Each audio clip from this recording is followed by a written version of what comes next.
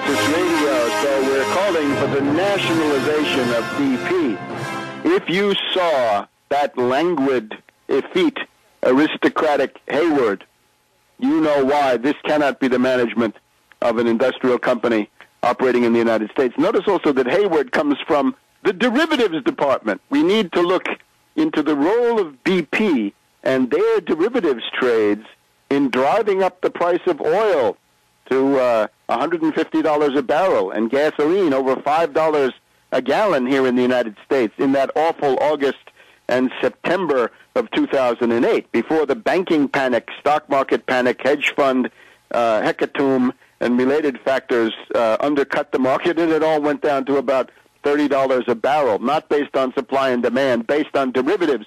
And who were the main derivatives traders? Well, we've talked about it. The London ICE exchange, Goldman Sachs, Morgan Stanley, but BP, undoubtedly, a big part of it. So it was true on Saturday Night Live that BP is best at ripping you off at the pump. Well, nationalize them, forbid any use of derivatives, wipe out all existing derivatives. And that also goes for Fannie and Freddie. Now, so far, the cost of bailing out Fannie and Freddie have probably been the greatest of any component of the bailout, because this is where the various mortgage-backed securities, derivatives, were concentrated. Now, I'm interested to see here in the Wall Street Journal, of all places, on Tuesday, June 15th, it's time to nationalize Fannie and Freddie. Stephen A. Blumenthal, a lawyer, former director of the Office of Federal Housing Enterprise Oversight under Mad Dog Bush, and he says, the only solution is for the government to assume the functions of these government-sponsored enterprises, returning the companies to their original status as official government agencies, because that's what they were. For the first 30 or 40 years of Fannie Mae and Freddie Mac, they were government agencies. No speculation, no derivatives, no super profits, no golden parachutes, and astronomical, exorbitant compensation packages for oligarchs like Franklin Raines and the rest of the Clinton gang that moved over to Fannie and Freddie. So it's time to nationalize. Now, unfortunately, Blumenthal seems to think that in this process, the bondholders are going to be made whole. He says other possibilities have a chance of endangering the sacrosanct position of bondholders who are threatened by receiving less than 100 cents on the dollar. Well, sorry, boys, no 100 cents on the dollar, right? All the homeowners have been foreclosed on. We've got double-digit unemployment, almost 20%. And it's, out of all of this, the bondholders are sacrosanct. Bondholders are not sacrosanct. They will get a nice summer haircut. They will get a crew cut or a baldy, in effect. And it's going to be the nationalization of Fannie and Freddie and the systematic voiding of derivatives. That is to say, of all the asset classes that are there, you've got to triage some of them. The bondholders will take a bath. But the tremendous cancerous burden on derivatives on the U.S. economy can also be limited and reduced through proper administration. So this is where we are now. This is a companies that worked fine when they were government agencies, and then they were privatized. So they were given the opportunity to have stocks on the market. They were in there for private gain.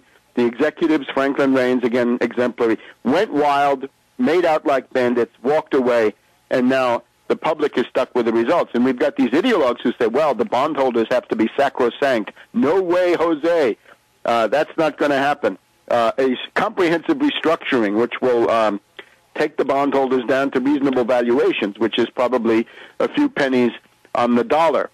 So this is now the kind of policy you need to fight a depression, as well as to rein in the decades of lawlessness that have been ingrained in people like BP.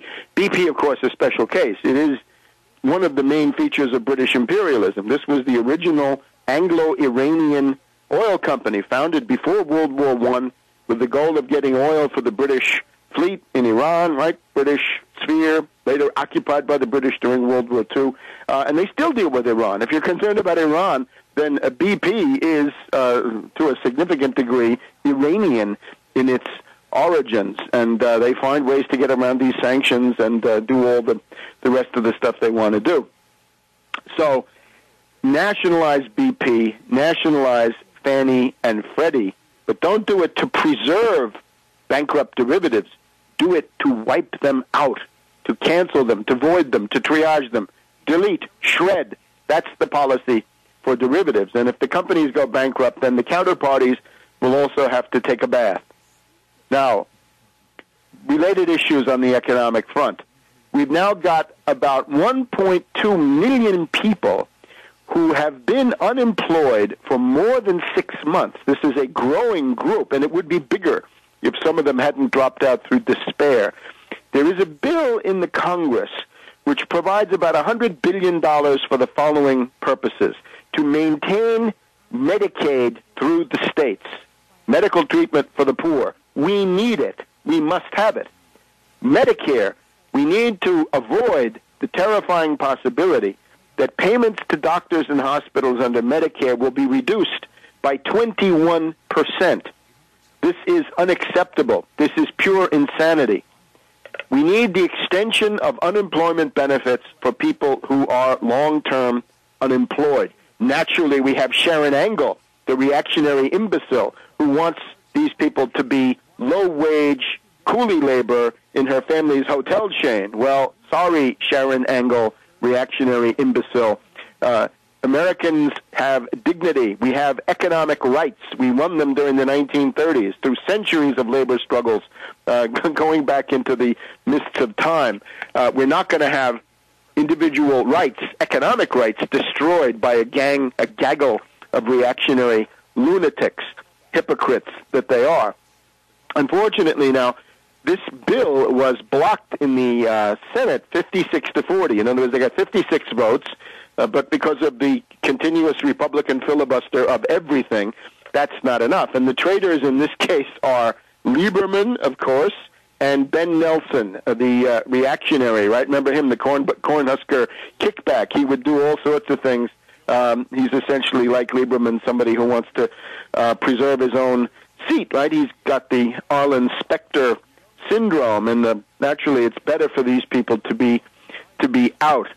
The other thing is that originally, I'm not sure what the status of this is, but the question of teachers, I think originally this bill, and I'm not sure whether it's still in there, but let me just give the general policy orientation anyway. We needed about $23 billion to preserve 300,000 teacher jobs, and we need it. And we're going to go through the reactionary Will the Shill and how he thinks teachers should be fired and civilization destroyed to tame the deficit and balance the budget. Back in a minute.